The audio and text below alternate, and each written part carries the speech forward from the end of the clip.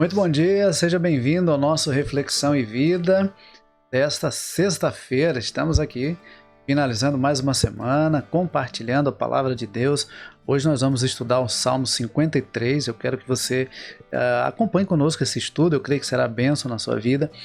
Mas não poderíamos deixar de falar da nossa alegria de estar finalizando mais uma semana, compartilhando aqui a poderosa e preciosa palavra de Deus. Essa palavra que é viva e eficaz e mais cortante do que qualquer espada de dois gumes, capaz de penetrar a divisão entre alma e espírito, juntas e medulas, e discernir os pensamentos e intenções do coração. E é muito bom saber que a cada dia mais pessoas têm se achegado a nós e têm sido alcançadas com essa mensagem de fé e esperança, tá bom? Vamos então para a nossa reflexão de hoje. Eu quero, como eu disse, refletir hoje com você no Salmo de número 53, que é um salmo de Davi e que fala sobre a corrupção do pecador e a sua redenção. Esse salmo é maravilhoso e eu creio que você vai entender no final o sentido daquilo que Davi escreve nesse texto, embora ele comece falando sobre a corrupção, sobre a maldade, sobre a pecaminosidade do ser humano, mas ele finaliza dando uma direção para o ser humano. Ele começa o salmo dizendo o seguinte, nós vamos ler todo o salmo, depois nós vamos fazer aqui alguns destaques. Diz o insensato no seu coração, não há Deus. Corrompem-se e praticam iniquidade, já não há quem faça o bem. Do céu, Deus olha para os filhos dos homens para ver se há quem entenda, se há quem busque a Deus. Todos se desviaram e juntamente se corromperam. Não há quem faça o bem, não há um sequer.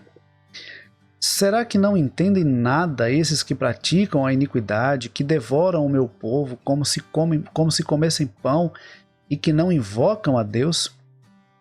Ficam tomados de grande pavor onde não há o que temer, porque Deus dispersa os ossos daqueles que cercam você. Você faz com que fiquem envergonhados, porque Deus os rejeita. Quem dera de Sião viesse a salvação de Israel. Quando Deus restaurar a sorte do seu povo, Jacó exultará e Israel se encherá de alegria. Veja, ele começa dizendo que há pessoas que, na sua insensatez, acham no seu coração que Deus não existe e que por isso podem fazer todo o mal que desejam. Há pessoas que acham que Deus realmente não existe. E deixa eu dizer uma coisa para você nessa manhã. Deus não tem necessidade alguma de provar para alguém que ele existe. Deus não tem necessidade alguma de provar para alguém que ele existe. Eu já falei aqui em outras ocasiões que o próprio Salmo 19 nos mostra que a própria criação testifica da existência de Deus.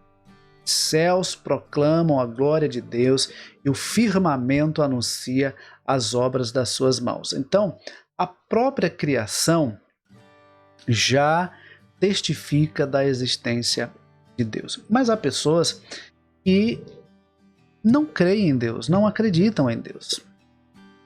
E nós não vamos mudar o coração dessas pessoas.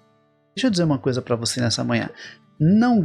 Ontem eu falei um pouco sobre essa questão de não gastar tempo e energia com aqueles que desejam o teu mal. Deixa eu dizer uma coisa para você também nessa manhã. Não gaste o seu tempo e a sua energia com aqueles que dizem que Deus não existe. Você não vai conseguir convencê-lo do contrário. Sabe o que é que você pode fazer por essas pessoas? Primeiro, orar por elas. Porque elas não vão querer ouvir você falar sobre Deus. Elas não vão querer ouvir falar. Mas elas não poderão impedir você de orar por elas. Você não precisa orar com elas, mas pode orar por elas. Talvez você esteja aí perdendo seu tempo, gastando a sua força, a sua alegria, a sua energia, gastando seu vigor, tentando convencer alguém de que Deus existe, e quanto mais você tenta provar para essa pessoa que Deus existe, mais ela diz para você que Deus não existe. Mais argumentos ela vai procurando, encontrando e lhe apresentando para tentar provar que Deus não existe. Então, não gaste o seu tempo e sua energia com isso. O que você pode fazer é, primeiro, orar. Ore por essa pessoa. Coloque essa pessoa diante de Deus, clame ao Senhor para que Deus mude o coração dessa pessoa, porque Deus pode. O ser humano foi criado por Deus, então Deus sabe exatamente onde agir e como agir para mudar o coração, certo? Primeira coisa, orar. Segunda coisa, testemunhe da presença de Deus na sua vida. Vai existir momentos em que você vai precisar falar sobre Deus. Mas se tem uma coisa que é essencial, é que você viva o seu relacionamento com Deus de tal forma que ao olhar para você, as pessoas vejam, as pessoas percebam a presença de Deus. As pessoas estão tentando provar com o argumento, na força da palavra. Você vai conseguir convencer muito mais pelo seu exemplo, pelo seu testemunho, pela sua maneira de agir, pela sua integridade, pelo seu compromisso com a verdade, com o seu compromisso com o reino de Deus, com o seu compromisso com as coisas de Deus. Agora, se você vive um relacionamento negligente, relaxado, omisso, como é que as pessoas vão olhar para você e vão acreditar no que você está dizendo? Você está tentando provar para aquela pessoa que Deus existe. Mas quando ela olha para suas atitudes, ela não consegue perceber a presença de Deus. Então, deixa de tentar convencer a pessoa que Deus existe na força do argumento e passe a mostrar a presença de Deus através do seu comportamento. Através da sua vida diária. Através da sua vida diária. A melhor maneira de falar sobre Deus é viver um relacionamento com Deus tão sério, profundo e verdadeiro que ao olhar para nós, as pessoas percebam a presença de Deus. Aí no versículo 2 ele diz assim: do céu Deus olha para os filhos dos homens para ver se há quem entenda, se há quem busque a Deus. E o 3 ele diz: todos se desviaram e juntamente se corromperam, não há quem faça o bem, não há um sequer. Este Salmo 53 ele é muito citado por Paulo, o apóstolo Paulo, no capítulo 3 de Romanos. Se você abrir a sua Bíblia, você vai ver lá no capítulo 3 de Romanos, a partir do versículo 10, a citação deste Salmo 53 e a citação do Salmo 14. Você pegar o Salmo 14, o Salmo 53 e Romanos capítulo 3, a partir do versículo 10, você vai ver muita coisa semelhante. O apóstolo Paulo ali ele se baseia possivelmente nesses dois textos de Salmos, Salmo 14 e Salmo 53, para chegar àquela conclusão de que não há quem busque a Deus, não há quem faça o bem, todos se desviaram, todos se extraviaram, todos se afastaram de Deus. E ele chega então no versículo 23 dizendo o seguinte: porque todos pecaram e destituídos estão da glória de Deus. Mas aí no versículo 24 ele diz: sendo pois justificados gratuitamente em Cristo Jesus. Então, se você quer perceber a graça de Deus, a manifestação da graça de Deus, é só olhar para a sua vida. Você vai perceber que Deus agiu e transformou a sua vida por Cristo Jesus. Então, Romanos capítulo 3, a partir do versículo 10, a gente vai ver a citação do Salmo 14 e do Salmo 53. E aí no versículo 23 ele diz: todos pecaram e carecem da glória de Deus, destituídos estão da glória de Deus. E no versículo 24 ele diz: sendo justificados gratuitamente por sua graça, mediante a redenção que há em Cristo Jesus. Em Cristo Jesus. Então, deixa eu dizer uma coisa para você nesta manhã. há pessoas que não temem a Deus. Há pessoas que não amam a Deus, não servem a Deus e nem acreditam em Deus. Isso não significa que seja verdade. A pessoa dizer que não acredita em Deus não vai fazer de Deus menor, não vai fazer Deus ser menor do que Ele é. Não vai mudar o caráter de Deus, não vai mudar a essência de Deus, não vai mudar quem Deus é. Então, se alguém com quem você convive diz que Deus não existe, não gaste o seu tempo tentando convencer do contrário.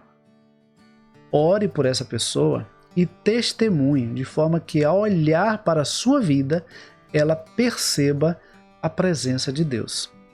Muito mais do que as suas palavras, as suas ações vão ser importantes para que essa pessoa veja a presença de Deus na sua vida. E todo ser humano é pecador.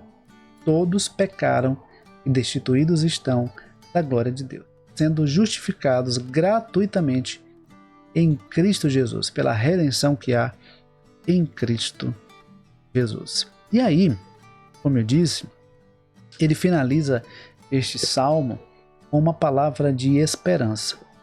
Versículo 6 ele diz: quem dera que de Sião viesse já a salvação de Israel. Quando Deus restaurar a sorte do seu povo, Jacó exultará e Israel se encherá de alegria. Deixa eu dizer uma coisa para você. Deus tem poder para salvar. Deus tem poder para salvar. Se nós formos para Romanos capítulo 6, versículo 23, nós vamos encontrar o seguinte. Romanos capítulo 6, versículo 23, dizendo o seguinte: porque o salário do pecado é a morte, a consequência do pecado é a morte, mas o dom gratuito de Deus é a vida eterna em Cristo Jesus nosso Senhor. Em João 3,16, Jesus diz que Deus amou o mundo de tal maneira que deu o seu Filho unigênito para que todo aquele que nele crê não pereça, mas tenha a vida eterna. Então, Deus nos dá gratuitamente a salvação, até porque não haveria preço que pudéssemos pagar e nos tornar merecedores da salvação. Em Efésios capítulo 2, versículos 8 e 9, o apóstolo Paulo diz assim: porque pela graça vocês são salvos mediante a fé. Isto não vem de vós, é dom de Deus. Não vem das obras, para que ninguém se glorie.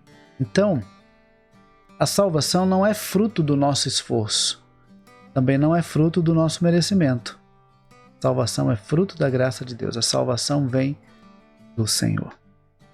A salvação vem do Senhor. Portanto, eu creio que você que está me assistindo nessa manhã, você já conhece o Senhor e já foi salvo pelo Senhor. Mas você deve conhecer pessoas que ainda não passaram por essa experiência. E eu e você somos aqueles que Deus quer usar para, através da nossa vida e do nosso testemunho, conduzir essas pessoas a Cristo Jesus. Devemos pregar usando palavras, mas muito mais usando o nosso testemunho. Então, não se preocupe apenas em falar. Falar é muito importante. Fale do amor de Deus e pregue sobre o amor de Deus, sobre a justiça de Deus, sobre a palavra de Deus. Mas não apenas pregue com palavras, pregue com a vida. Porque quem prega com a vida não precisa usar muitas palavras. Tá bom? Que Deus nos abençoe e que nós possamos ser a cada dia fortalecidos pelo Senhor, pela graça do Senhor, e que a cada dia valorizemos essa salvação que nós recebemos do Senhor. Tá bom? Vamos orar, finalizando mais uma semana e colocando diante de Deus esse final de semana que já se aproxima. Tá bom? Pai querido, muito obrigado por mais uma semana que está se findando, por todo o teu cuidado para conosco, por cada vida que tem sido alcançada com a tua palavra. Muito obrigado, Senhor, porque o Senhor tem nos dado esse privilégio de poder levar essa mensagem de fé e esperança ao coração de tantas pessoas. Eu quero nesse momento suplicar ao Senhor por aqueles que estão enfermos, por aqueles que estão abatidos, por aqueles que estão passando por alguma crise conjugal ou crise financeira, ou problema na área profissional. Eu clamo, suplico ao Senhor por cada um deles, mas eu suplico sobretudo por aqueles que ainda não te conhecem, para que eles venham te conhecer.